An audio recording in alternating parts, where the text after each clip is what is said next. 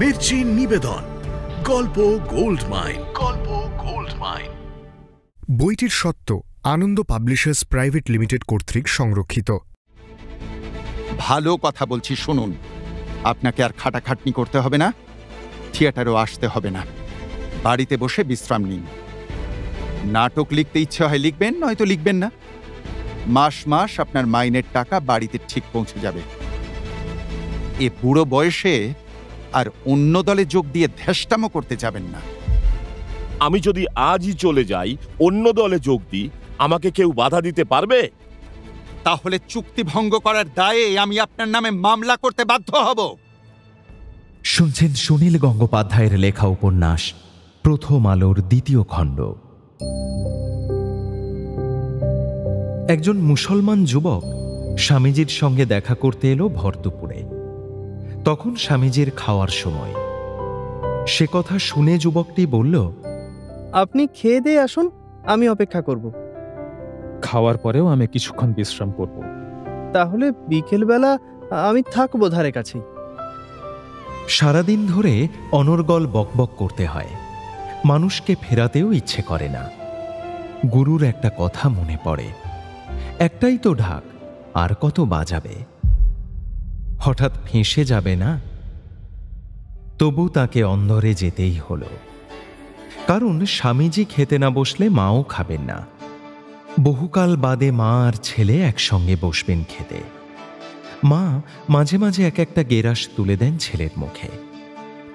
শিশুর মতন আহ্লাদ হয় স্বামীজির। মায়ের সুখ দেখেই তার সুখ। খাওয়ার পর আগে তিনি মাকে ঘুম পাড়িয়ে দিলেন, তারপর নিজে বিছানায় শুয়ে তামাক টানলেন বেশ কিছুক্ষণ। একসময় ঘুমে চোখ জড়িয়ে এলো। কোনোদিন তার দিবানিদ্রার অভ্যেস ছিল না, এখন শরীর বিশ্রাম চায়। বেশিক্ষণ ঘুমোলেন না, কিসের যেন একটা অস্বস্তি। হঠাৎ মনে পড়ল মুসলমান ছেলেটির কথা। সে কি এখনো বসে আছে? তিনি উঠে চলে এলেন দোতলার বৈঠকখানায়। সে ঘরে আর কেউ নেই। ঠিক একই জায়গায় দেওয়ালে ঠেস দিয়ে দাঁড়িয়ে আছে যুবকটি। স্বামীজি কৌতূহলী হয়ে বললেন, কি ব্যাপার তোমার বলো তো? কি চাও আমার কাছে? কি চাই মানে, কিছুই চাই না হুজুর। আমার নাম আব্দুল সত্তার। পোগো স্কুলের ময়দানে আপনার বক্তৃতা শুনতে গেছিলাম। আপনার সব কথা বুঝিনি, কিন্তু তারপর কি যে হলো, খালি মনে হয় আপনাকে আবার দেখি, আপনার কাছে এসে বসে থাকি। আমি মুসলমান, আপনি হিন্দু সন্ন্যাসী। আপনার কাছে আমি কি কথাই বা বলতে পারি? অথচ মনে আমার অনেক প্রশ্ন স্বামীজি। যুবকটির কথা শুনে স্বামীজি ফরাসের ওপর চাপড় মেরে বললেন, দাঁড়িয়ে আছো কেন? এখানে কাছে এসে বসো আব্দুল। আমি শুধু হিন্দু সন্ন্যাসী তো নই, আমি ভারতীয় সন্ন্যাসী। বিদেশে যখন যাই তখন ভারতীয় হিসেবেই যাই। মুসলমানদের বাদ দিয়ে কি ভারত হতে পারে? তোমরা জানো না। এবারেই তো আমেরিকার এক জায়গায় আমার বক্তৃতার বিষয় ছিল শ্রীকৃষ্ণ ও তাঁর বাণী। কাগজে সেরকম বিজ্ঞাপনও বেরিয়েছিল। মঞ্চে উঠে শেষ মুহূর্তে আমি বিষয়টা বদলে দিলাম, মোহাম্মদ ও তার বাণী। কেন বদলালেন? কেন বদলালাম তার কারণ, একটু আগে ওখানে একজন ইসলাম ধর্ম সম্পর্কে একটা বিশ্রী মন্তব্য করেছিল। ওরা তো অনেক বিষয়ে অজ্ঞ, কিছুই জানে না। খ্রিস্টানরা সেই যে মুসলমানদের সঙ্গে ক্রুসেড লড়েছিল, তারপর থেকে এখনো অনেক ভুল ধারণা নিয়ে বসে আছে। তাই মনে হলো শ্রীকৃষ্ণ সম্পর্কে তো অনেক বলেছি, এবারে ইসলামের সমভ্রাতৃত্ব, উচ্চ আদর্শের কথা এদের বুঝিয়ে বলি। কোনো মৌলবী তো হিন্দু ধর্মের প্রশংসা করবে না, তাহলে আপনি কেন করলেন? সকলে করে না বটে, তবে এরকম দু একজন শিক্ষিত মৌলবীও আমি দেখেছি, যারা অন্য ধর্মের মহত্বের কথাও স্বীকার করেন।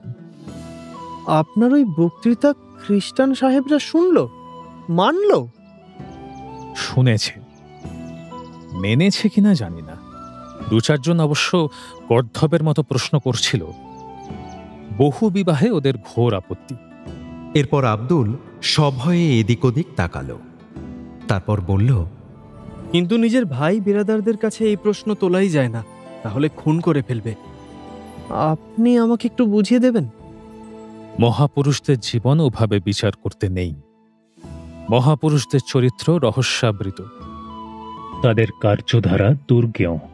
তাদের বিচার করতে যাওয়া আমাদের পক্ষে অনুচিত। ওদেশের খ্রিস্টানদের আমি বুঝিয়েছি, দুর্জনরা সদাই দোষ ত্রুটি খোঁজে। মাছি হয়েও না, মৌমাছি হও। কথায় কথায় ইসলামের গৌরব কাহিনী, ভারতের বিজয়ী শাসক মুসলমান ও সাধারণ ধর্মান্তরিত মুসলমানের তফাত ইত্যাদি বিস্তারিতভাবে বোঝাতে লাগলেন স্বামীজি। তারপর একসময় বললেন, শেষ পর্যন্ত আমরা মানব জাতিকে সেই জায়গায় নিয়ে যেতে চাই যেখানে বেদও নেই, বাইবেলও নেই, কোরআনও নেই। এতক্ষণ স্বামীজির কথাগুলো আব্দুল মুগ্ধ হয়ে শুনছিল। এইখানে আবার ভয় পেয়ে বলল, সর্বনাশ, এই কথাটা বলবেন না। কোরআন নেই এমন অবস্থাটা মুসলমানরা সহ্য করবে না। আহা, কোরআন নেই মানে কি? কোরআন মুছে ফেলা নয়। বেদ, বাইবেল, কোরআনের সমন্বয়ই হবে মানব ধর্ম। স্বামীজির কথা শুনে আব্দুল দুদিকে সজোরে মাথা নেড়ে বলল, এটাও বিপজ্জনক কথা। অন্য ধর্মগ্রন্থের সঙ্গে কোরআনকে মিলিয়ে ফেলাও নাপাক। আমি যা বলতে চাই তা তুমি বুঝতে পারছো না বোধহয়। সমগ্র মানব জাতির কথা ছেড়ে দাও। আমাদের এই দেশের পক্ষে, এদেশের উন্নতি ঘটাতে হিন্দু ধর্ম ও ইসলাম ধর্ম, এই দুই মহান মতের সমন্বয়, বৈদান্তিক মস্তিষ্ক ও ইসলামীয় দেহ একমাত্র আশা। হিন্দুদের মাথা বললেন আর মুসলমানের দেহ, তার মানে মুসলমানদের বুদ্ধি নেই, শুধু শক্তি। এ আপনি কি বলছেন স্বামীজি? আরে দূর, এইভাবে অর্থ হয় নাকি? এ দুটোই হলো প্রতীক। প্রতীক কজন বুঝবে? স্বামীজি তাকে প্রতীক বোঝাতে লাগলেন। বলতে বলতে হঠাৎ থেমে গেলেন এক জায়গায়। উৎকর্ণ হয়ে বললেন, রাস্তায় একটা ফেরিওয়ালা হাঁকছে, কি বিক্রি করছে দেখো তো। স্বামীজির নির্দেশে জানালা দিয়ে উঁকি মেরে দেখে এসে আব্দুল বলল, চানা ছোলা। যাও, খানিকটা কিনে আনো তো। অনেক জ্ঞানের কথা হয়েছে, এখন একটু ছোলা ভাজা খাওয়া দরকার। বেশ করে ঝাল দিয়ে নিয়ে এসো। রবীন্দ্রনাথ একটানা বেশি দিন শান্তিনিকেতনে থাকতে পারেন না। শিলাইদহে জমিদারি তদারকিতে যেতে হয়। কলকাতাতেও নানান সভায় বক্তৃতা ও গান করতে হয়। বঙ্গদর্শন পত্রিকার কাজও আছে। সেখানে ধারাবাহিক উপন্যাস, চোখের বালি ও অন্যান্য প্রবন্ধ লিখতে হচ্ছে। পত্রিকার খরচ ওঠে না, সে দায়িত্ব আমার না হলেও চিন্তা তো হয়। মহারাজ রাধাকিশোর শতপ্রবৃত্ত হয়ে 100 টাকা করে সাহায্যের প্রতিশ্রুতি দিয়েছেন।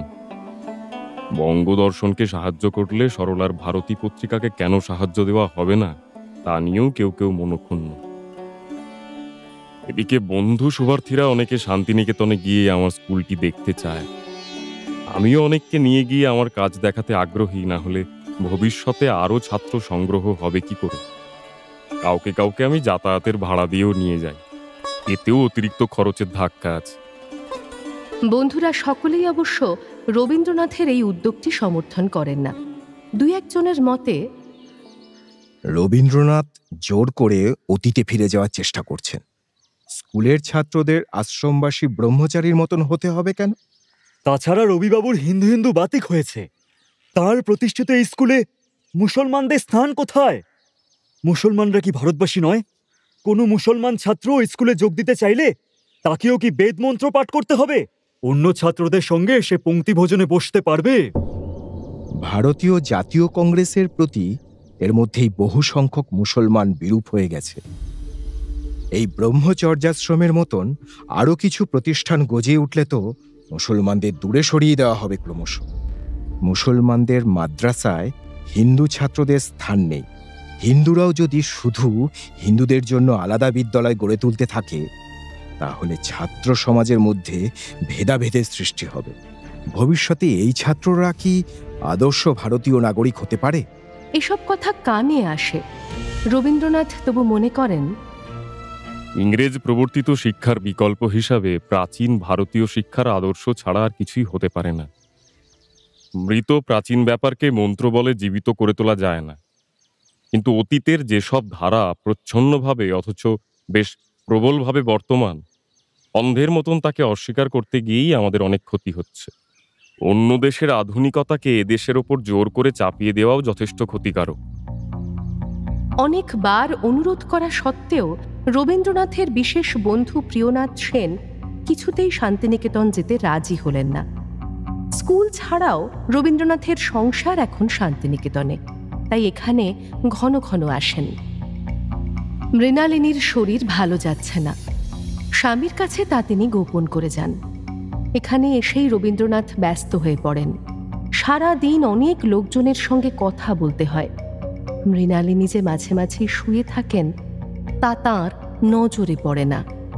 একদিন রাত্রিবেলা সকলে ঘুমিয়ে পড়ার পর তিনি পত্রিকার জন্য প্রাচীন সাহিত্য বিষয়ক একটি প্রবন্ধ লিখতে বসেছেন। বেশ খানিকটা লেখার পর থেমে গেলেন। হঠাৎ তাঁর মনে হলো, অনেকদিন আমি কোনো প্রেমের কবিতা লিখিনি। ইন্দিরার বিয়ে হওয়ার পর তেমন অন্তরঙ্গ চিঠিও কারোকে লিখিনি।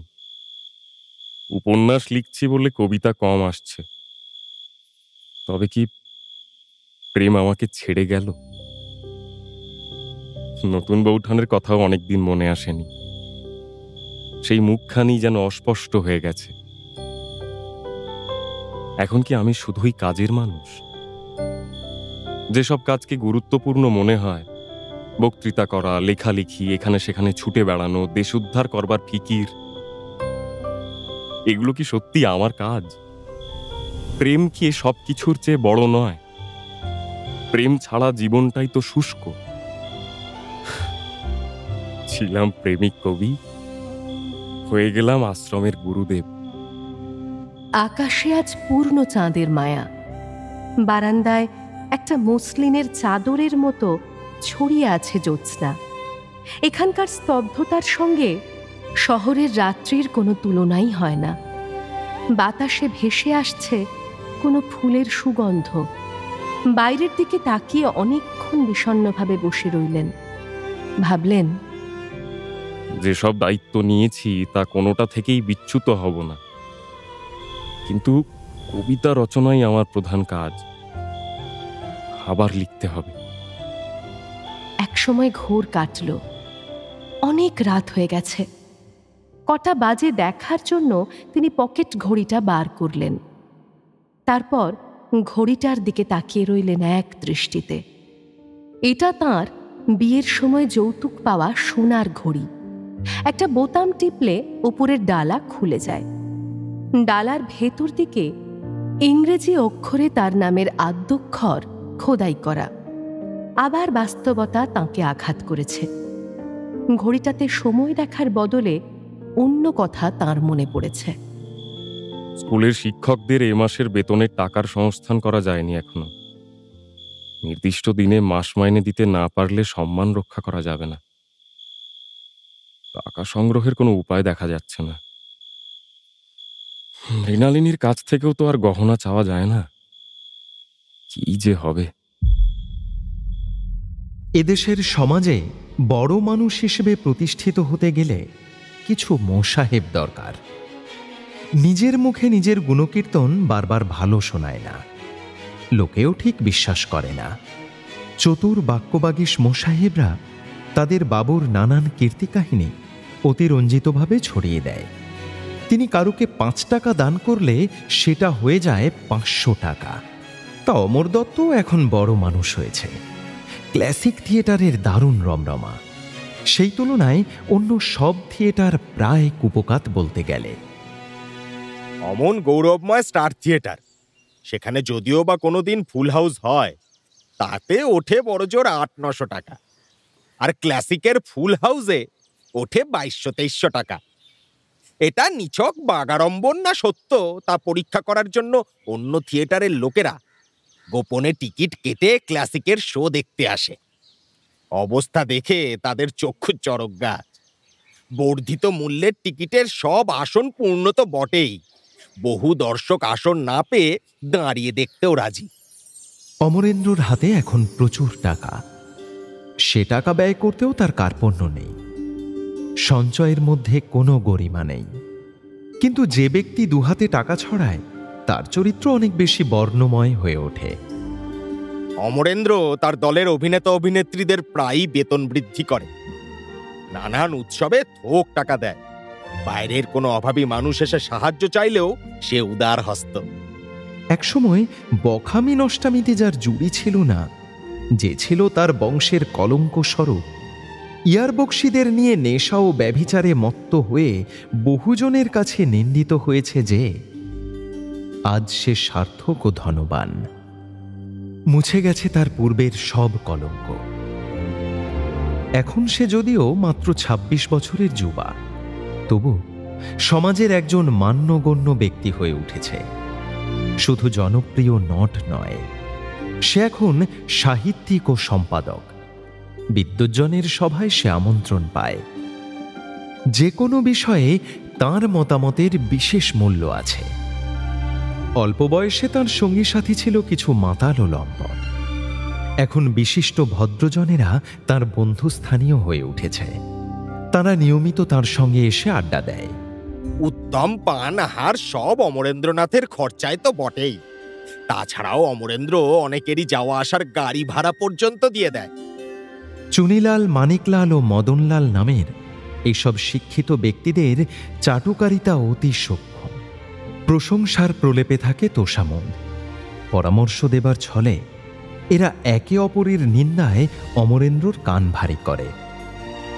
এদিকে অমরেন্দ্রনাথের জনপ্রিয়তা কিছুতেই খর্ব করা যাচ্ছে না দেখে শত্রুপক্ষের কেউ কেউ তাকে অন্যভাবে নষ্ট করার জন্য তার মোসাহেবদের দলে ভিড়ে পড়েছে।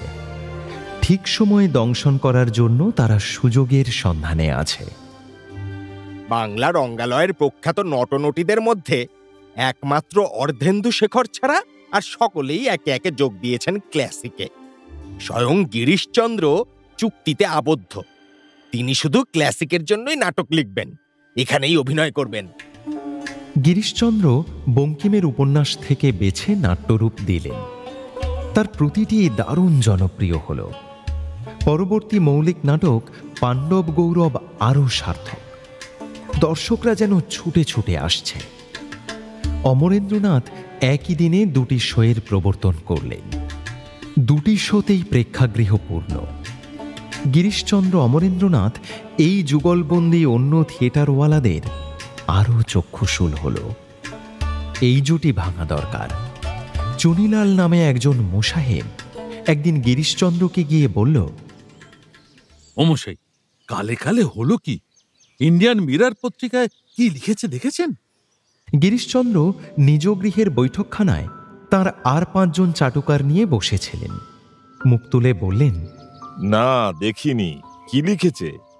চুনিলাল পকেট থেকে সংবাদপত্রখানা বার করে বলল, এই দেখুন, লিখেছে যে বাবু Amarendranath Dutta, rightly called by the theatre going public the Garrick of the Bengal stage. Annada হাহা করে হেসে উঠল।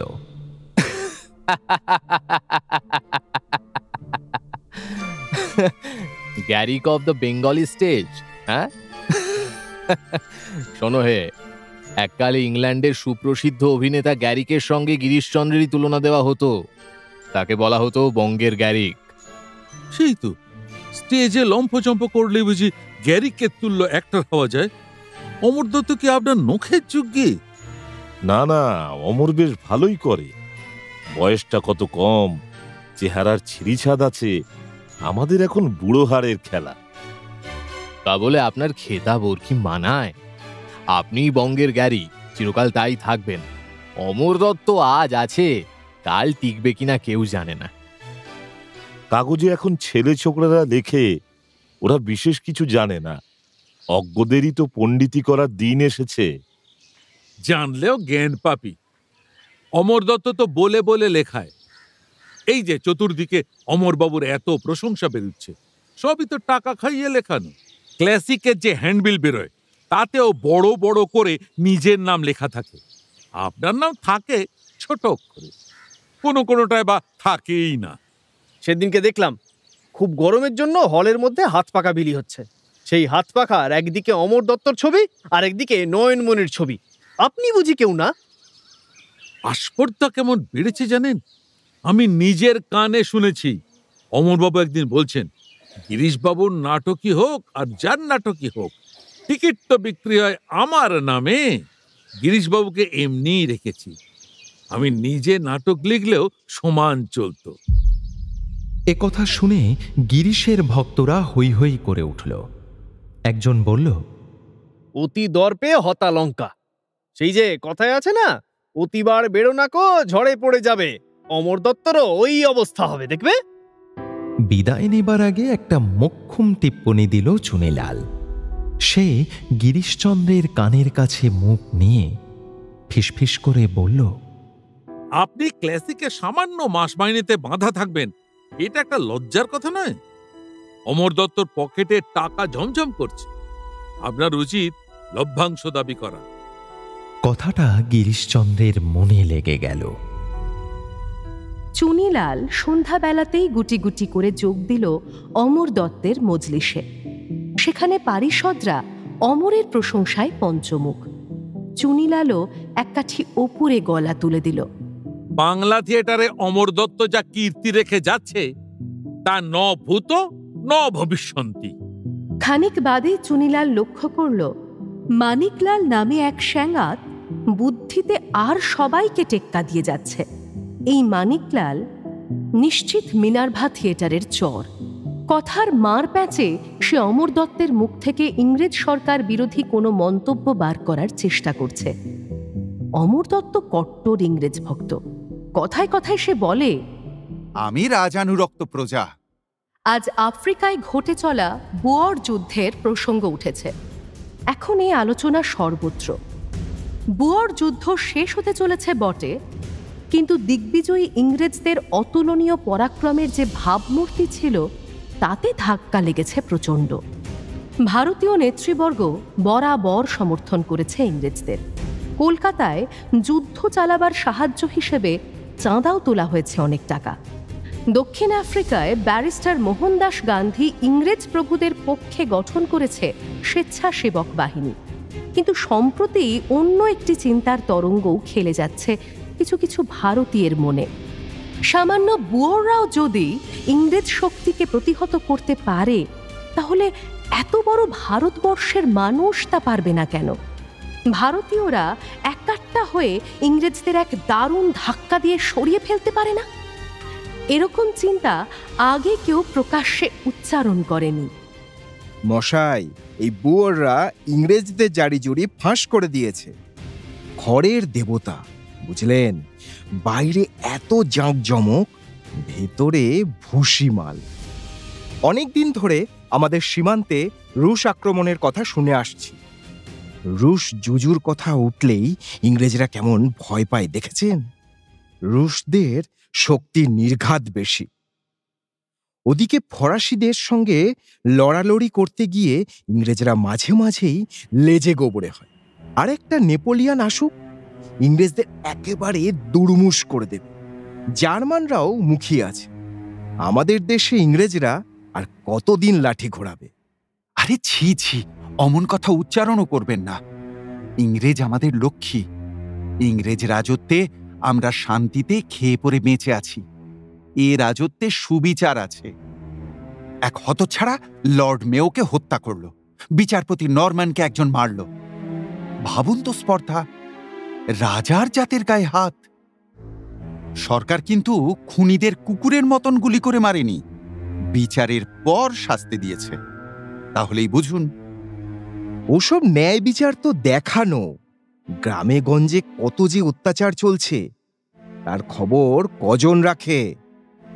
আহা, রাজার জাতের কি অত খুঁটিনাটি দোষ ধরতে আছে? আমাদের জমিদাররা অত্যাচার করে না? আপনার আমার বাড়ির চাকর যদি ঠেঁটাপনা করে, আমরা তাদের চাপকে লাথিয়ে দূর করে দিই না? সেই তুলনায় ইংরেজ সরকার আর কতটা অত্যাচার করে? অমরের মুখ দিয়ে ইংরেজ বিরোধী কথা বার করা যাচ্ছে না দেখে মানিকলাল অন্য চাল দিল। সে পরম হিতৈষীর ভাব করে বলল, অমরবাবুর সঙ্গে তো অনেক সাহেব সুবোর আলাপ আছে। বড় বড় ইংরেজরা আপনাকে যা খাতির করে এমনটি আর কোনো অ্যাক্টর ম্যানেজারদের ভাগ্যে জোটেন। এটা আমাদের গর্ব, কি বলো হে, তাই না? বটেই তো, বটেই তো। একটা ভোজসভায় লাট সাহেবের পাশে আমায় বসতে দিয়েছিল। লাট সাহেব আমাকে বাংলা থিয়েটারের কথা জিজ্ঞেস করলেন। আপনারা বোধহয় জানেন না, প্রধান বিচারপতি স্যার ফ্রান্সিস ম্যাকলিন বাহাদুর আমাদের অভিনয় দেখে প্রশংসা করে চিঠি দিয়েছেন। তাহলে এক কাজ করুন না, একদিন ক্লাসিক থিয়েটারে লর্ড কার্জেনকে অভিনয় দেখার জন্য আমন্ত্রণ জানান। লর্ড কার্জন আপনার অভিনয় দর্শন করতে এলে আপনার সুনাম, ক্লাসিকের সুনাম 10 গুণ বেড়ে যাবে। Lord Curzon? তাঁকে কখনো সচক্ষে দেখেনি, তবে শুনেছি তাঁর খুব দিমাগ। তা হবে না কেন? কত বড় বংশের মানুষ, নেটিভদের সঙ্গে তিনি দেখা করেন না। আমি লাট সাহেব বলতে বুঝিয়েছি ছোট লাট স্যার জন উডবার্নকে। কি মিষ্টভাষী, কি সহৃদয় মানুষ। প্রায় 45 মিনিট তিনি আমার সঙ্গে কথা বলেছিলেন। তাহলে ছোট লাটকেই আনার বন্দোবস্ত করুন, তিনিই তো বঙ্গেশ্বর। এক গায়ে ঢেঁকি পড়ে আর এক গায়ে মাথা ব্যথা। হচ্ছিল রাজনীতির আলোচনা, এর মধ্যে আবার ক্লাসিককে টেনে আনলেন কেন? মানিকলাল আর 5 জনের সমর্থন নিয়ে জোর দিয়ে বলতে লাগলো, না না, ছোট লাটকে আনতেই হবে। আপনি বললে তিনি অবশ্যই রাজি হবেন। ক্লাসিকের দলবল নিয়ে ছোট লাট বাহাদুর এলে অন্য সব থিয়েটারের থোঁতা মুখ আরো ভোতা হয়ে যাবে। আমরা তো দেখে মজা লুটব। সকলের উৎসাহ বাক্যে অমরও উত্তেজিত হয়ে উঠল। চুনিলাল এসব শুনে ভাবল, প্রথমে ঠিক বুঝতে পারিনি মানিকলালের আসল মতলবটা কি। ছোট লাটকে এনে ক্লাসিকের মান বাড়াবার জন্য তার এত গরজ কেন? একটু পরে কারণটা বুঝতে পেরেছি। মানিকলালের কাণ্ড ধরতে পেরে সে আড়ালে মুখ মুচকে হাসতে লাগল। ওদিকে অমর একবার গো ধরলে ছাড়ে না। দেখো, কথা যখন উঠেছে তখন ছোট লাটকে আনতেই হবে। ইন্ডিয়ান মিররের সম্পাদককে ধরে ছোট লাটের সঙ্গে সাক্ষাৎকারের জন্য একটা অ্যাপয়েন্টমেন্ট করা হলো। বেলভেডিয়ারে স্যার জন উডবার্ন অমর দত্তকে সাদরে অভ্যর্থনা করলেন। পূর্ব পরিচিতের মতন অন্তরঙ্গভাবে কথা বললেন তার সঙ্গে। স্যার জন উডবার্ন ক্লাসিক থিয়েটারে শেক্সপিয়রের নাটকের বাংলা নাট্যরূপ দেখতে যেতে রাজি হলেন। গিরিশচন্দ্র অনুদিত ম্যাকবেথের অভিনয় হবে। একটি দিন নির্দিষ্ট হবার পর কাগজে কাগজে বিজ্ঞাপন দেওয়া হলো বড় করে।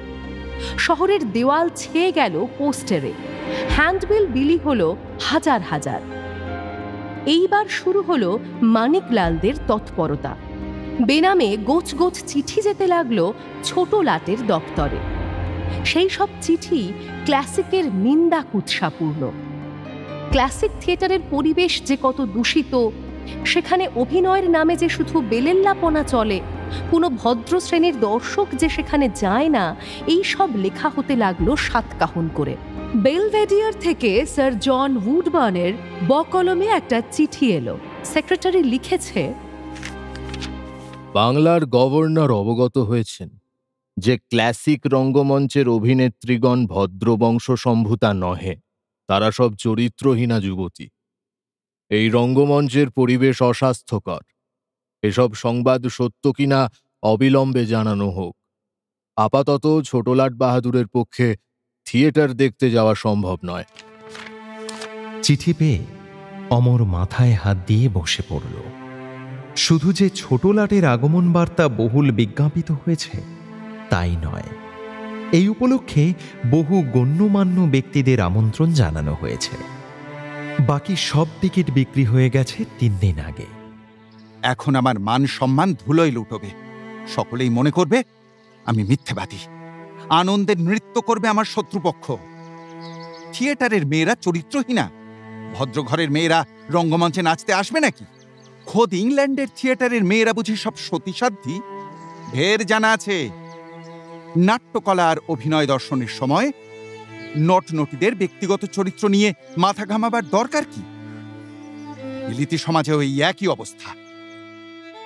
রাগে অপমানে একা একা ফুঁসতে লাগলো অমর। তার চাটুকারেরা এখন আর কেউ ধারে কাছে নেই। এই বৃহস্পতিবারের অভিনয়ে ছোটলার যে আসবেন না, সে সংবাদের মধ্যেই রটনা হয়ে গেছে। একসময় ঘরের পর্দা সরিয়ে ভেতরে ঢুকল নয়নমণি। সে একটি 10-11 বছরের বালিকার হাত ধরে আছে। সে সব বিষয়ে কিছুই জানে না। নয়নমণিকে ইদানিং খানিকটা সমীহ করে অমর। এ যুবতীকে নিজের অঙ্কশায়িনী করার অনেক চেষ্টা করে সে ব্যর্থ হয়েছে। সে বুঝে গেছে নয়নমণি অন্য ধাতুতে গড়া। এখন ওর সঙ্গে অনেকটা বন্ধুর মতন সহজ সম্পর্ক। নয়নমণি সরলা ঘোষালের কাছে নিয়মিত যাতায়াত করে। সেই সুবাদে ঠাকুর পরিবারের অনেকেই এখন ক্লাসিকে থিয়েটার দেখতে আসে। ঘরে ঢুকে নয়নমণি বলল, অমরবাবু, এই মেয়েটির নাম পুঁটি। একে আপনার থিয়েটারে একটা কাজ দিতে হবে। অমর বালিকাটিকে দেখল ভালো করে। মাথার উস্কো খুস্কো চুল ধুলো মাখা, খুব সম্ভবত উকুনে ভর্তি, অতিশয় রোগা, একেবারে না খেতে পাওয়া চেহারা। একটা শতছিন্ন শাড়ি শরীরে জড়ানো, শুধু চক্ষু দুটি হরিণের মতন ডাগর। সে যেন ভয়ে কুঁকড়ে আছে। অমরের মাথায় এখন অনেক চিন্তা। অন্য কেউ এ সময় তাকে বিরক্ত করতে এলে সে দূর হয়ে যা বলে চিৎকার করে উঠত, কিন্তু নয়নমণির সঙ্গে সেরকম ব্যবহার করা যায় না। মেজাজ দমন করে সে জিজ্ঞেস করল, একে কোথায় পেলি? এ রাস্তায় ভিক্ষে করছিল, আজই আসার পথে দেখে গাড়িতে তুলে নিলাম। মুর্শিদাবাদের এক গ্রামে ওর বাড়ি। 7 বোন, 3 ভাই। মা নেই। ওর বাবা ওকে শিয়ালদা স্টেশনের কাছে ছেড়ে দিয়ে চলে গেছে। 3 দিন ধরে রাস্তাতেই আছে মেয়েটা। তাতে কি? এরকম তো আরও কত আছে। রাস্তা থেকে কোনো মেয়েকে তুলে আনলেই কি তাকে থিয়েটারে কাজ দেওয়া যায়? আমিও তো রাস্তা থেকেই এসেছি। ওকে আমি শিখিয়ে পড়িয়ে নেব। গলার আওয়াজ ভালো। এ মেয়েকে দিয়ে কোনো কাজ হবে না। এত রোগা মেয়ে থিয়েটারে চলে না। তোর যদি দয়া হয়ে থাকে, ওকে অন্য কাজ দিচ্ছি। আমার বাড়িতে বাসন মাজার জন্য একজন দরকার। আমার বাড়িতে পাঠিয়ে দে, খেয়ে পড়ে থাকবে। না, একবার দাসী বাঁধির কাজ জুটিয়ে দিলে সেই কাজই করতে হবে সারা জীবন। ও নিজের পায়ে দাঁড়াতে পারে কিনা দেখা যাক না একবার চেষ্টা করে। যদি গুণ থাকে, একটু ভালো করে খেতে দিতে পারলেই রোগা চেহারা সেরে যাবে। আমিও একসময় অমনিই রোগা ছিলাম। যতদিন নিজের পায়ে না দাঁড়ায় ততদিন থাকবে কোথায়? আমার কাছে রেখে দেব। কেউ যাতে ওকে নষ্ট না করে তা আমি দেখব। অমর এবার হো হো করে হেসে উঠল। অকস্মাৎ সেই হাসির মর্ম বুঝতে পারল না নয়নমণি। বিস্মিতভাবে চুপ করে গেল সে।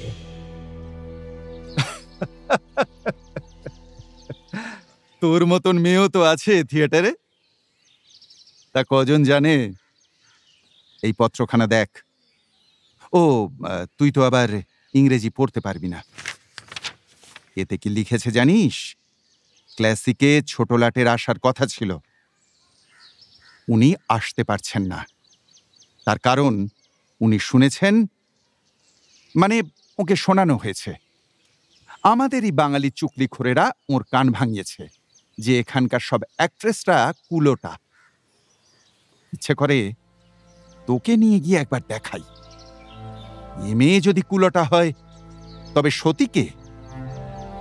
থিয়েটারের মেয়েরা যদি কুলোটা হয় তবে পুরুষরা কি? তাদের নিয়ে বুঝি প্রশ্ন ওঠে না? পুরুষ মানুষরা সব কুকুরে পেচ্ছাপ করা ধোয়া তুলসী পাতা। পুরুষ ছাড়া কি মেয়েরা নষ্ট হতে পারে? এক হাতে তালি বাজে। এসব এসব কথা শুনলে না আমার গা জ্বালা করে। লাট সাহেব না এলেই বা ক্ষতি কি? তাকে খাতির করে ডেকে আনবারই বা দরকার কি? আপনার থিয়েটারে কি দর্শক কমেছে? ঘরে আরো ২-৩ জন লোক ঢুকে পড়ায় সেদিনকার মতন আর কথা হলো না। বৃহস্পতিবার দিন অভিনয় শুরু হবার আগে অমর দত্তকে মঞ্চে এসে ক্ষমা চাইতে হলো। বেলভেডিয়ার থেকে পূর্বে প্রেরিত আরও ২-৩খানা পত্র থেকে অংশবিশেষ পাঠ করে তাকে প্রমাণ দাখিল করতে হলো যে ছোটলাট সত্যি আসার জন্য কথা দিয়েছিলেন, মাত্র ২ দিন আগে বাতিল করেছেন। অন্য থিয়েটারের ভাড়া করা কিছু লোক দর্শকদের মধ্যে মিশে থেকে ব্যঙ্গ বিদ্রুপের ধ্বনি তুলল। এরাতের অভিনয়ও তেমন জমল না। নির্দিষ্ট কয়েকটা জায়গায় হাততালি পাওয়া গেল বটে, কিন্তু যারা অভিনয় করে তারা ঠিক বোঝে কোথায় তাল কেটে যাচ্ছে। নিজের অভিনয় আশানুরূপ না হলেই অমর দত্তর মেজাজ খিঁচড়ে যায়। লাট সাহেবের হুজুগ তুলে অমর দত্তকে অপদস্থ করায় মানিকলালের দল খুশি। এবার শুরু হবে চুনিলালের খেলা। সে ভাবল, এখন অমরের মন দুর্বল হয়ে আছে, মেজাজ ক্ষিপ্ত, এই তো সময়। নিজের ঘরে মদের বোতল খুলে একা বসে আছে অমর। এই সময় চুপি চুপি চুনিলাল সেখানে হাজির। গলায় মধু মিশিয়ে সে বলল, মাত, একেবারে মাত। আমি তো গেটের বাইরে দাঁড়িয়েছিলাম, দর্শকদের সব কথা শুনেছি। সবাই বলতে বলতে গেল, অমর দত্ত একাই ১০০। অমর দত্তর কি রূপ, কি তেজ, কি কণ্ঠস্বর, এমনটি আর আগে কখনো দেখিনি। টিকিটের পয়সা পর্যন্ত উসুল হয়ে যায়। চারজন যে গন্ডগোল করেছিল তারা ওই মিনার্ভার ভাড়া করা লোক। মিনার্ভা থেকে তাদের পাঠিয়েছে? আলবাত, আমি নিজের কানে শুনেছি। অন্য দর্শকরা তাদের এই মারে কি সেই মারে, আরেকটু হলে রক্তারক্তি কাণ্ড হয়ে যেত। এখন সর্বত্র আপনারই জয় জয়কার। কিন্তু একটা ব্যাপার দেখলেন, গিরিশবাবু আজ আসেননি। উনি তো রোজ আসেন না, এখন পার্টও করেন না। তবু আজকের দিনে তারও কি উচিত ছিল না স্টেজে আপনার পাশে দাঁড়ানো? উনি ক্লাসিকের মাইনে খান, সংকটের সময় দায়িত্ব নেবেন না? গিরিশবাবুর ভাবখানা যা দিন দিন দেখছি, উনি মনে করেন ক্লাসিকের উঠতি পড়তি যা হয় হোক, মাস গেলে তার টাকাটা পেলেই হলো। বছরে 4খানা নতুন নাটক দেবার চুক্তি কখনো দিয়েছেন? দেখুন চুনিবাবু, গিরিশবাবুর ভরসায় এখন আমার এই থিয়েটার চলে না। ওনাকে রেখেছি তার কারণ উনি বাংলা থিয়েটারের আদি গুরু। ওকে সম্মান দেখানো উচিত। বয়স হয়েছে, এখন আর তেমন লিখতে পারেন না, অভিনয়েও তেমন দাপট নেই। তাতেই বা কি আসে যায়? উনি আছেন, থাকুন, এই তো যথেষ্ট। ওকে টাকা দিতে আমার গায়ে লাগে না। আপনি কত বড় উদার মানুষ, তাই এ কথা বললেন। আহা, এমন নিঃস্বার্থ কথা এ যুগে কে বলে? তবে গিরিশবাবু কি বলে বেড়াচ্ছেন জানেন? তার নামের জোরেই নাকি দর্শক আসে। উনি বুড়ো হয়েছেন বটে, কিন্তু কূটবুদ্ধি কম নয়। আপনাকে নতুন নাটক দেন না, কিন্তু গোপনে গোপনে মিনার্ভাকে নাটক লিখে দিচ্ছেন ঠিকই। পাণ্ডব গৌরবের রিহার্সালের সময় উনি ভীমের পার্টটা ওর ছেলে দানিকে দিতে চেয়েছিলেন, মনে আছে? এ নাটকে ভীমের পার্ট সবচেয়ে বড় পার্ট। সে পার্টে দর্শকরা আমাকেই চাইবে, এটাই তো স্বাভাবিক। উনি কিন্তু আপনাকে দমিয়ে নিজের ছেলে দানিকে এখন ওপরে তোলার জন্য ব্যস্ত। দানি রাগ করে স্টারে চলে গেছে, সেখানে গিয়ে সে যদি কেরদানি দেখাতে পারে তো দেখাক। কিন্তু গিরিশবাবু যে মিনার্ভার জন্য নাটক লিখে দিচ্ছেন, সেটা আপনি ঠিক জানেন। এ আবার নতুন কথা নাকি? এক দলের সঙ্গে চুক্তিবদ্ধ, অথচ গোপনে গোপনে অন্য দলের জন্য নাটক লিখে দিয়েছেন। এমন কতবার হয়েছে? আপনি খবর নিন অমরবাবু, মিনার্ভা অনেক টাকা ঢালছে। গিরিশবাবু সেখানে গেলেন বলে। চুনিলালের কথায় উত্তেজিত হয়ে অমর নিজের মাথার চুল মুঠো করে চেপে ধরে বলল, বটে, আমার সঙ্গে ফেরেববাজি। ওই বুড়ো ভামকে আমি দেখাচ্ছি মজা। শরৎ নামে একজন শিষ্য একটি প্রকাণ্ড রুই মাছ নিয়ে এসেছেন কলকাতা থেকে। বেলুড় মঠের ঘাটে এসে ভিড়েছে নৌকো। শরতের ভৃত্য ঝুড়িতে করে সেই মাছ মাথায় নিয়ে নামছে। ঘাটের কাছেই দাঁড়িয়েছিলেন স্বামী প্রেমানন্দ। তিনি সেই মাছ দেখে আঁতকে উঠলেন। এদিক ওদিক তাকিয়ে তিনি ফিসফিস করে শরৎকে বললেন, আরে মশাই, করেছেন কি? এত বড় মাছ এনেছেন? আপনার গুরুর শরীর কিরকম খারাপ তা জানেন না? মাছ খাওয়া একেবারে নিষেধ। কেউ যেন দেখতে না পায়। হ্যাঁ, ফিরিয়ে নিয়ে যান, ফিরিয়ে নিয়ে যান। ভোগের নাম করে এনেছি, ফেরত নিয়ে যাব? আরে বাবা, আজ রবিবার, আজ মাছ ভোগ দেওয়া হয় না। ও মাছ লাগবে না। শরৎ তার ভৃত্যকে ফিরে যাবার নির্দেশ দেবার জন্য উদ্যত হলেন, কিন্তু এর মধ্যে যাঁর দেখার তিনি দেখে ফেলেছেন। অদূরে একটা গাছতলায় বই হাতে নিয়ে বসে আছেন স্বামী বিবেকানন্দ। তিনি চোখ তুলে বললেন, ওটা কি রে? শরৎ কি এনেছে? তারপর বই বন্ধ করে গাছতলা থেকে এগিয়ে শরতের কাছে এসে উৎফুল্ল বিস্ময়ে বললেন, এত বড় রুই! কি টাটকা! গা একেবারে চেকনাই দিচ্ছে। মুখের কাছটা লাল মতো। এমন খাসা জাতের রুই অনেক দিন দেখিনি। রাখ রাখ, এমন মাছ ফেরত দিতে আছে? তুমি এই মাছ খাবে নাকি?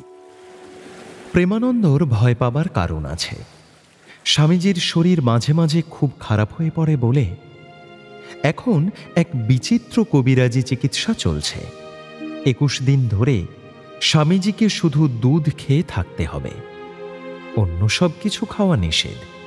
এমনকি এক ফোঁটা জল কিংবা এক বিন্দু নুনও খাওয়া চলবে না। জুন মাসের প্রচণ্ড গরম। এমনিতেই স্বামীজি ঘণ্টায় 4-5 গেলাস জল পান করেন। টানা 21 দিন নির্জলা কাটাতে হবে। স্বামীজি রাজি হয়ে গেছেন। এখন ভুল করে জলের গেলাস তুললেও জল মুখের মধ্যে যায় না, কষের পাশ দিয়ে গড়িয়ে পড়ে। এমনই তার মনের জোর। কিন্তু এমন মাছ দেখলে কি আর চোখ ফেরানো যায়? স্বামীজি বললেন, আমি খাবো কেন? কোনো ভক্ত যদি ভোগ দেবার সংকল্প করে কিছু আনে, তা দেওয়াই উচিত। কিন্তু আজ যে রবিবার। অত দিন মানামানির কি আছে? উফ, ভক্তিটাই আসল কথা। মাছবাহকের সঙ্গে সঙ্গে স্বামীজিও চললেন রান্নাঘরের দিকে। প্রতিদিন শ্রী রামকৃষ্ণের নামে আলাদা ভোগ রান্না হয়। সেই ভোগের জন্য কয়েক টুকরো মাছ সরিয়ে রাখা হলো। বাকি মাছ দিয়ে মঠবাসীদের মহাভোজ হবে। স্বামীজি প্রেমানন্দকে বললেন, অনেকদিন আমি রাঁধিনি, আজ তোদের রেঁধে খাওয়াতে ইচ্ছে করছে। যা, মশলাপাতি জোগাড় করত। প্রেমানন্দ আবার ভয় পেয়ে গেলেন স্বামীজির ইচ্ছের কথা শুনে। মস্ত বড় উনুন, এতজনের রান্না সোজা কথা নাকি? অসুস্থ শরীর নিয়ে গনগনে আঁচের পাশে দাঁড়িয়ে থাকতে হবে। আহ, অহেতুক ভয় পাচ্ছিস। আরে এককালে আমার রান্নার কত শখ ছিল, তোরা জানিস না। দেখ না, আজ তোদের নতুন রকমের মাছের ঝোল খাওয়াব। দুধ চাই, দই চাই, ভার্মিসেলি আছে না? নবীন সন্ন্যাসীরা ভিড় করে এলো স্বামীজির রন্ধন প্রণালী দেখার জন্য। আজ তাদের কত সৌভাগ্য। যথাসময়ে মধ্যাহ্নভোজের ঘণ্টা বাজল। ব্রহ্মানন্দ এসে বললেন, আরে নরেন, তুই এত করে রাঁধলি, তুই নিজে খাবি না, এটা কেমন কথা? আমরা খাই কি করে? চামচ দিয়ে যৎসামান্য মাছের ঝোল তুলতে তুলতে স্বামীজি বললেন, রাঁধুনিকে একটু চেখে দেখতে হয় নুন টুন ঠিক হলো কিনা। বাহ, সব ঠিক আছে, আমার এই যথেষ্ট। খাওয়ার ব্যাপারে সব রকম বিধিনিষেধ এখন মেনে চলেছেন স্বামীজি, কিন্তু অন্যদের তৃপ্তির সঙ্গে ভোজন দৃশ্য দেখতে তার ভালো লাগে।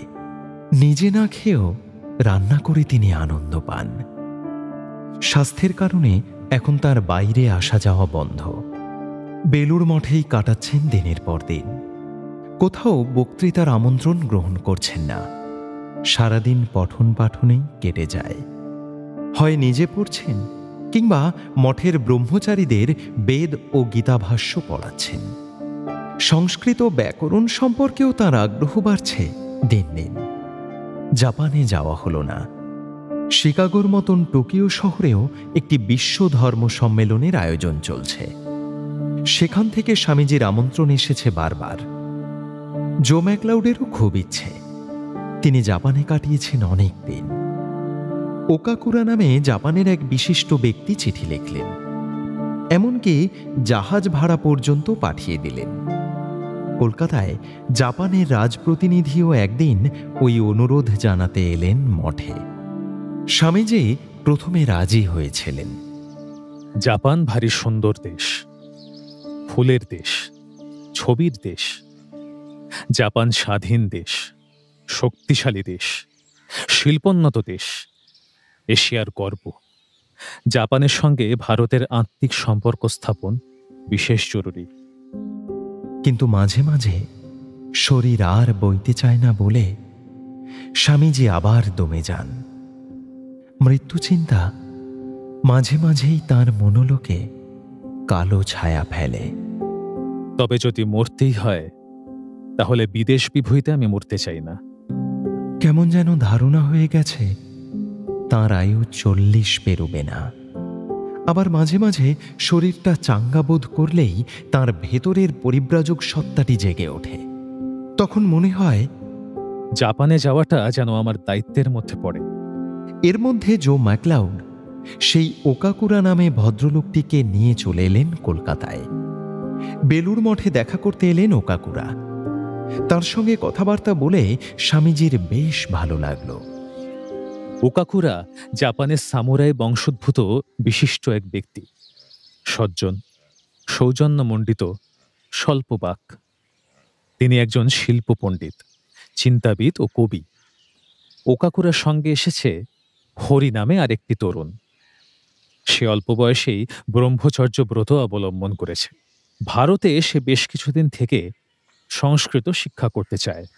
আর ওকাকুরা চান বৌদ্ধ ধর্মের পীঠস্থান জাপানের শিল্প সংস্কৃতির প্রেরণা এসেছে যে ভারত থেকে, সেই দেশটিকে ভালো রকমভাবে দেখতে ও জানতে। জো ম্যাকলাউড এই ওকাকুরা সম্পর্কে উচ্ছ্বসিত। প্রাচ্যপ্রীতির টানে তিনি ভারত পরিক্রমা তো করছেনই, তারপর জাপানে গিয়ে ওকাকুরার সংস্পর্শে আসেন এবং এর প্রতি মুগ্ধ হন। জোর ধারণা, ওকাকুরার সঙ্গে স্বামী বিবেকানন্দের যোগাযোগ ঘটলে একটা দারুণ সমন্বয় হবে। ওদের দেখে স্বামীজির আবার জাপানে যাওয়ার ইচ্ছে জেগেছিল। ওকাকুরা বোধগয়া ও বারাণসী দেখতে চান। স্বামীজি সদল বলে তাঁর সঙ্গী হলেন। বোধগয়ায় রাজকুমার সিদ্ধার্থ বোধি লাভ করে গৌতম বুদ্ধ হন, আর বারাণসীর সন্নিকটে এক স্থানে তিনি প্রথম তাঁর বাণী প্রচার করেন। এই দুটি স্থান বৌদ্ধদের অবশ্য দ্রষ্টব্য। চুনিলালের সঙ্গে অমরেন্দ্রনাথের ইঙ্গিতপূর্ণ গোপন লাগানি ভাঙানির পরের দিনই এলেন গিরিশবাবু। তার জন্য একটি পৃথক ঘর থাকে। ইদানিং তিনি মহড়াতেও অংশ নেন না। অভিনয় শিক্ষা দেবার দায়িত্বও অমরের ওপর। গিরিশবাবু এসে কিছুক্ষণ গল্পগুজব করে চলে যান। অমর সে ঘরে ঢুকে আরও যে 3 জন আড্ডাধারী ছিল তাদের দিকে তাকিয়ে কঠোরভাবে বলল, ওর সঙ্গে আমার কাজের কথা আছে, আপনারা সরে পড়ুন। গড়গড়ার নলে মুখ দিয়ে টানতে টানতে গিরিশচন্দ্র বললেন, বসো অমর, হঠাৎ এমন কি জরুরি কাজ পড়ল? বসল না অমর। একটা চেয়ারের পেছন ধরে দাঁড়িয়ে বিনা ভূমিকায় জিজ্ঞেস করল, আপনি মিনার্ভা থিয়েটারে যোগ দিচ্ছেন? ও এই কথা কারা এসব রটায়? দেখো, যখনই কেউ নতুন করে একটা নতুন থিয়েটার দল খোলে, তখন প্রথমেই তারা আমার কাছে এসে সাদাসাদি করে। এরকম তো কতকালই চলছে। আপনি আমার প্রশ্নের উত্তর দিলেন না। মিনার্ভায় যোগ দিচ্ছেন? অমর উত্তেজিত থাকলেও গিরিশচন্দ্র কিন্তু উত্তেজিত হলেন না, বরং হাসিটি বজায় রেখে বললেন, আমি পেশাদার থিয়েটারওয়ালা। এক দলে কাজ করছি, অন্য দল এসে যদি বেশি টাকার থলে নিয়ে চোখের সামনে নাড়ায়, তাহলে কি মাথা ঠিক রাখা যায়? একজন পেশাদারের পক্ষে তাতে রাজি হওয়াও দোষের কিছু নয়। তুমি আমায় বড় কম টাকা দিচ্ছ হে অমর। কম টাকা? 300 টাকার বেশি কোনো থিয়েটারে আর কেউ পায়? তার বিনিময়েই বা আমি কি পাচ্ছি? বছরে 4খানা নাটক দেবার কথা, কটা দিয়েছেন? পুরনো নাটক দিয়ে প্রায় আমাকে চালাতে হয়। অনেক লিখেছি, স্টেজে অনেক দাপাদাপি করেছি, এখন আর ওসব করতে হবে কেন? আমার নামটাই তো যথেষ্ট। আমার নামে দর্শকেরা আসে। অমর, আমার ওই মাস মাইনেতে পোষাচ্ছে না। তুমি এখন থেকে আমাকে অংশীদার করে নাও। লাভের একটা অংশ আমার চাই। লাভের অংশ? অনেক খেটে খুঁটে নিজের রক্ত জল করে আমি ক্লাসিককে দাঁড় করিয়েছি। যে কোনো নাটক জমিয়ে দেবার ক্ষমতা আমার আছে। লোকে আমাকে দেখতে আসে, আমাকে। আমার জর্জারি হলে 2-3 নাইট অ্যাপিয়ার করতে না পারলে টিকিট বিক্রি বন্ধ হয়ে যায়। আপনার নামে দর্শকরা আসে? কে সব বুঝিয়েছে আপনাকে? আপনাকে আমি রেখেছি শুধু সম্মান দেখাবার জন্য। আপনি নটগুরু, আমি সাষ্টাঙ্গে আপনার পায়ে ধুলো চাটতেও রাজি আছি। আপনি ওই সম্মানের আসনেই থাকুন, জনপ্রিয়তার স্বপ্ন দেখবেন না। সম্মান কি আমি ধুয়ে খাবো? যদি লাভের বখরা দিতে না চাও, যে আমায় বেশি টাকা দিয়ে ডাকবে আমি সেখানেই যাব।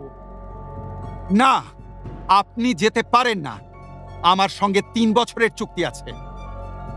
মাস মাস 300 টাকা ছাড়াও আপনাকে গুচ্ছের বোনাসের টাকা দিয়েছি। চুক্তি ভাঙলে আপনি আইনের ফাঁসে পড়বেন। ওসব আইনটাই না আমি কখনো গ্রাহ্য করিনি। আর একটা সত্যি কথা বলবো, আপনার নাটক তো অন্য থিয়েটারেও চলে। সেখানে ক্লাসিকের মতন দর্শক যায় না কেন? আপনি বরাবরই দল ভাঙাভাঙিতে ওস্তাদ। এ পর্যন্ত কতবার কত দল ছেড়েছেন তার ইয়ত্তা আছে? আপনার অত সাধের স্টার থিয়েটার প্রায় আপনার নিজের হাতে গড়া, সেখানেও আপনি টিকতে পারেননি কেন? অন্য কেউ মাথা উঁচু করে দাঁড়ালে আপনার সহ্য হয় না। ষড়যন্ত্র করে আপনি বড় বড় দলগুলো ভেঙেছেন। কত মালিকের সর্বনাশ হয়ে গেছে, কত নটনটি পথের ভিখিরি হয়েছে, কিন্তু আপনার গায়ে কখনো আঁচড়ও লাগেনি। এখন মিনার্ভার সঙ্গে হাত মিলিয়ে ক্লাসিককে চোরাগোপ্তা দিতে চান, তাই না? অমর, তোমার মাথা গরম হয়ে গেছে। আজকাল তুমি ধরাকে স্বরাজ্ঞান করো। তুমি কার সঙ্গে কথা বলছো ভুলে যাচ্ছ। না, মোটেই ভুলিনি। আপনি নটগুরু গিরিশচন্দ্র ঘোষ। আমি সামান্য অভিনেতা হিসেবে আপনাকে মাথায় তুলে রাখতে রাজি আছি, কিন্তু ম্যানেজার হিসেবে আপনার অন্যায় আবদার বরদাস্ত করতে রাজি নই। ভালো কথা বলছি, শুনুন। আপনাকে আর খাটাখাটনি করতে হবে না, থিয়েটারও আসতে হবে না। বাড়িতে বসে বিশ্রাম নিন। নাটক লিখতে ইচ্ছে হয় লিখবেন, নয়তো লিখবেন না। মাস মাস আপনার মাইনের টাকা বাড়িতে ঠিক পৌঁছে যাবে। এ বুড়ো বয়সে আর অন্য দলে যোগ দিয়ে ধ্যাষ্টামো করতে যাবেন না। গিরিশচন্দ্রের সঙ্গে এভাবে কথা বলার সাহস পায়নি কেউ কখনো। তাঁর চক্ষু দুটি রক্তবর্ণ ধারণ করল। বৃদ্ধ সিংহের মতন তিনি একবার মাথা ঝাঁকালেন, তারপর আস্তে আস্তে উঠে দাঁড়িয়ে বললেন, আমি যদি আজই চলে যাই, অন্য দলে যোগ দিই, আমাকে কেউ বাধা দিতে পারবে? তাহলে চুক্তি ভঙ্গ করার দায়ে আমি আপনার নামে মামলা করতে বাধ্য হব। গিরিশচন্দ্র ধীরে ধীরে এগিয়ে এলেন। অমরের কাঁধে চাপড় মেরে বললেন, ঠিক আছে অমর, এরপর তোমার সঙ্গে আমার আদালতে দেখা হবে। দরজা খুলে বেরিয়ে এলেন গিরিশচন্দ্র। এতক্ষণ দুজনেরই কণ্ঠস্বর উচ্চগ্রামে উঠেছিল বলে সমস্ত নাট্যকর্মীরা ভিড় করে এসে শুনছিল। তারা আড়ষ্ট হয়ে তাকিয়ে রইল গিরিশচন্দ্রের দিকে। যে থিয়েটারের সঙ্গেই জড়িত থাকুক না কেন, গিরিশচন্দ্রের সামনে সকলেই শ্রদ্ধায় মাথা নিচু করে। আজ গিরিশচন্দ্রের এই ধরনের অপমানে তারা জড়বৎ হয়ে গেল। গিরিশচন্দ্র কারুর দিকে তাকালেন না। হাতের ছড়িটি ঘোরাতে ঘোরাতে রঙ্গমঞ্চ থেকে বেরিয়ে গেলেন। অমরও গটগটিয়ে চলে এলো নিজের কক্ষে। এ সময় তার সামনে যাওয়া আর তোপের মুখে পড়া একই কথা। এখন সে কিছুক্ষণ নিজের মনে গজরাবে। দু এক ঢোক মদ্যপান করতে করতে আয়নার সামনে মুখ বিকৃতি করবে নানা রকম। আজ আর কেউ কোনো কাজের কথাও বলতে যাবে না তাকে। একমাত্র নয়নমণিরই সাহস আছে। সে পায়ে পায়ে এগিয়ে গেল। অমরের ঘরে ঢুকে বসে পড়ল একটা চেয়ারে। অমর মুখ ঘুরিয়ে তাকালো। রাগে ফেটে পড়ল না, চেয়ে রইল এক দৃষ্টিতে। নয়নমণি মঞ্চে অভিনয়ের সময় ছাড়া মহড়াতেও সে সাজগোজ বা প্রসাধন করে না। একটা কস্তা ডুরে শাড়ি পরা, আঁচলটা কাঁধে জড়ানো, মাথার চুল খোলা, চোখের দৃষ্টি স্পষ্ট, হাত দুটি নিরাভরণ, একটি হাত টেবিলের ওপর রাখা। নর্তকীর লাবণ্যময় আঙুল, শুধু আঙুলগুলিই দেখতে ভালো লাগে। একটা দীর্ঘশ্বাস ফেলে অমর বলল, তুই বুঝি আমাকে বকতে এসেছিস? না, আমরা সকলে কষ্ট পেয়েছি তাই জানাতে এলাম। আপনি থিয়েটারের মালিক, যাকে খুশি রাখবেন, যাকে খুশি তাড়াবেন, কিন্তু ইনি গিরিশবাবু, আমাদের সবার পিতার মতন। তাকে কি এমনভাবে বিদায় করে দেওয়া যায়? আমি কিছু অন্যায্য কথা বলেছি? কিছু কাজ করবেন না, শুধু টাকা নেবেন, আরো বেশি টাকা চাইবেন, তলে তলে আমার সর্বনাশ করার চেষ্টা চালাবেন। সব আমি সহ্য করব। আর কারুর নামটা খোলে উনি সহ্য করতে পারেন না। আমি নিজের চেষ্টায় এতখানি উঠেছি, এবার আমি নিজে নাটক লিখব। সেই নাটকও দেখার জন্য দর্শকরা হামলে পড়বে। দেখিস দেখিস, এটা আমার চ্যালেঞ্জ। আপনার সঙ্গে ওর মন কষাকষি, সেসব কথা ওর বাড়িতে গিয়ে বলতে পারতেন। সবার সামনে ওকে অপমান করা কি ঠিক হলো? তুই কি সবার হয়ে আমাকে ধমকাতে এসেছিস? সবাই এখন আমার বিরুদ্ধে ঘোঁট পাকাবে। সেরকম কিছু না। আমার আমার নিজেরই ভেতরটা কেমন করছে। আমি কেন ছুটে গিয়ে ওর পায়ে পড়লুম না? ওর পা আঁকড়ে ধরে বলতে পারতাম, আপনি যাবেন না, আমাদের ছেড়ে আপনি যাবেন না। তুই পায়ে ধরলেও উনি ঠেলে দিতেন। ওর দয়া মায়া নেই। টাকার গন্ধ পেয়েছেন যে। ক্লাসিক থেকে উনি টাকা কি কম পেয়েছেন? তবু ক্লাসিকের ওপর ওর কোনো দিনই টান হয়নি। সেদিনকে ছোটলাট বাহাদুরের যে আসার কথা ছিল, এলেন না। আমায় কত অপমান সহ্য করতে হলো। সেদিন তিনি আমার পাশে এসে দাঁড়াতে পারতেন না? আমাকে দুটো সান্ত্বনা বাক্যও তো বলতে পারতেন। আপনি যে ছোটলাটকে আমন্ত্রণ জানিয়েছিলেন, সেটা হয়তো ওর পছন্দ হয়নি। ছোটলাটকে ডাকার আগে কি গিরিশবাবুকে জিজ্ঞেস করেছিলেন? হ্যাঁ, আগে জিজ্ঞেস করিনি, কিন্তু পরে জেনেও তো উনি আপত্তি জানাননি। তখন আর আপত্তি জানিয়েই বা কি লাভ? তখন তো আপনি মেতে উঠেছেন। চতুর্দিকে বিজ্ঞাপন, লাট বাহাদুর আসবেন বলে কত রকম আদিক্ষেতা। আমাদের বাংলা থিয়েটারে সাহেব সুবোদের ডাকাডাকির এই হ্যাংলামি কেন? আপনি যেচে এই অপমান গায়ে মাখলেন। অমর একটুক্ষণ চেয়ে রইল নয়নমণির মুখের দিকে। তারপর আস্তে আস্তে বলল, তুই আগের দিনও এই কথাটা বলেছিলি। ছোটলাটকে ডাকা হোক, এটা তুইও চাসনি? নয়নমণি দুদিকে মাথা নেড়ে বলল, না। শুনে আমার কেমন যেন ঘেন্না ঘেন্না করছিল। কেন সাহেবদের করুণার ভিখিরি হতে হবে আমাদের? তুই বুঝি সরলা ঘোষালের কাছে যাতায়াত করে এইসব কথা শিখেছিস? কথাটা হয়তো ঠিক। কে আমাকে উস্কে দিল, অমনি আমি নেচে উঠলাম। নয়ন, তোর সঙ্গে আগে পরামর্শ করলে আমাকে এমন গুখুরির কাজ করতে হতো না। এখন থেকে তোর বুদ্ধি পরামর্শ নিয়ে চললে হয়তো আমার ভালোই হবে। তোর তো কোনো স্বার্থক জ্ঞান নেই। স্ত্রীলোকের পরামর্শ নিয়ে আবার কোনো পুরুষ মানুষ চলে নাকি? আমি এক তুচ্ছ নারী, আমার আর কি বা বুদ্ধি আছে? আজকে আমার কথা শুনে একটু নরম হয়েছেন, কাল আপনার 5 জন বন্ধু আবার আপনাকে উড়িয়ে নিয়ে যাবে।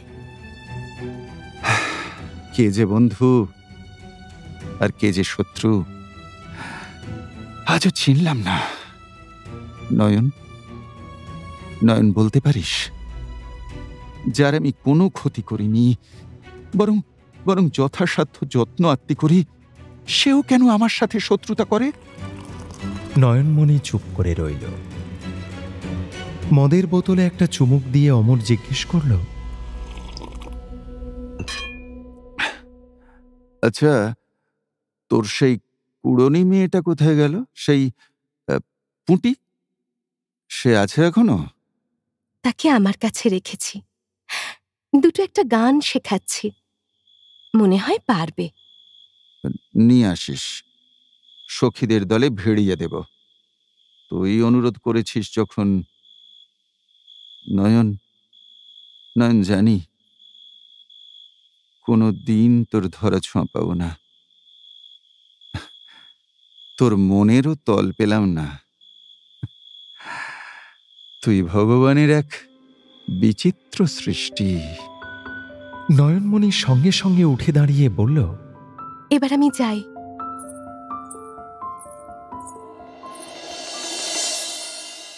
ওকাকুরাকে নিয়ে বোধগয়ায় বিবেকানন্দের দল কাটালো 7 দিন। তারপর সেখান থেকে কাশী। বোধগয়ার মন্দির নিয়ে হিন্দু ও বৌদ্ধদের বিবাদ আছে। বোধগয়ার মহান্ত স্বামীজিকে সসম্মানে অভ্যর্থনা জানালেন। ওকাকুরার সঙ্গে লর্ড কার্জনের একটা চিঠি ছিল বলে সরকারি কর্মচারীরা তৎপর। সেখানে কোনো অসুবিধে হয়নি, কিন্তু বারাণসীতে এসে সারনাথ স্তূপ দর্শনে কোনো বাধা না থাকলেও কাশীর প্রধান আকর্ষণ যে বিশ্বনাথ মন্দির, সেখানে তো ওকাকুরা যেতে পারবেন না। স্বয়ং লর্ড কার্জনকেও পুরীর মন্দিরে ঢুকতে দেওয়া হয়নি। স্বামীজির কৌতুকপ্রবণ মনটি নেচে উঠল। ওকাকুরা আর আমি আড়ালে নাম দিয়েছি অর্খুড়। অক্রুর যেমন মথুরা থেকে কৃষ্ণকে নিয়ে যেতে এসেছিলেন, সেই রকম ওকাকুরাও আমাকে জাপানে নিয়ে যেতে এসেছেন। সুতরাং নামের মিল ছাড়া এই মিলটাও আছে। এখন এই অর্খুড়কে হিন্দু সাজালেই হয়। স্বামীজি কালা পেড়ে কোঁচানো ধুতি পরিয়ে দিলেন ওকাকুরাকে। গায়ে মেরজাই, মাথায় সিল্কের পাগড়ি আর পায়ে সুর তোলা নাগরা। সবাই তা দেখে হেসে বাঁচে না। হাসতে হাসতেও সবাই স্বীকার করল, মানিয়েছে, ভারী সুন্দর। হ্যাঁ, ঠিক মনে হয় যেন নেপালের রাজবংশের কোনো প্রতিনিধি। দেখো খোড়ো, ওখানে গিয়ে যেন আবার মুখ খোলো না। বিশ্বনাথের গলি দিয়ে হেঁটে গিয়ে ওকাকুরা দিব্যি মন্দির দর্শন করে এলেন। কাশীর পর ওকাকুরা ভারতের আরও মন্দির, স্থাপত্য, শিল্পকীর্তি, অজন্তার গুহাচিত্র এই সব দেখার ইচ্ছে প্রকাশ করলেন। কিন্তু বারাণসীতেই স্বামীজির স্বাস্থ্য টিকল না। শরীর আবার দুর্বল। তিনি ওই দলটি ছেড়ে ফিরে এলেন কলকাতায়। স্বামীজির শরীর ভাঙছে ক্রমশ। তার মনের মধ্যে মৃত্যু চিন্তা চলে অবিরত। তবে কি সত্যিই তাঁর সময় ফুরিয়ে আসছে? অন্যদিকে রবীন্দ্রনাথ নাজেহাল হচ্ছেন আশ্রম ও বিদ্যালয়ের ব্যয়ভার বহন করতে করতে। কলমে আসছে না কবিতা। আর বাংলার 2 প্রজন্মের মহারথী অভিনেতা গিরিশচন্দ্র ঘোষ ও অমর দত্তের দ্বন্দ্ব চূড়ান্ত পর্যায়ে পৌঁছেছে। গিরিশ কি তবে ক্লাসিক ছাড়বেন? সত্যি কি চুক্তিভঙ্গের দায়ে তাকে আদালতে টেনে নিয়ে যাবেন অমর দত্ত?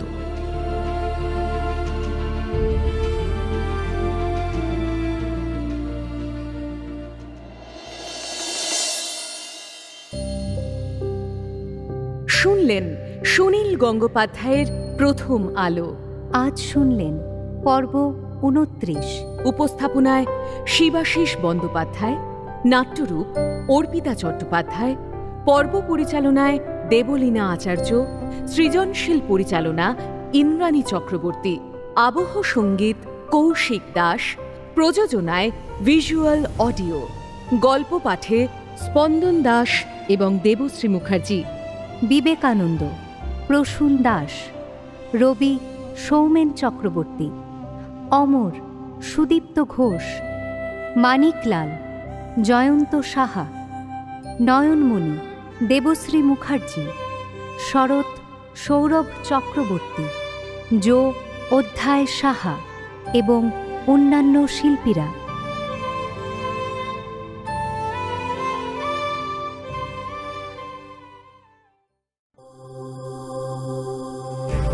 মির্চি নিবেদন গল্প গোল্ড মাইন। গল্প গোল্ড মাইন।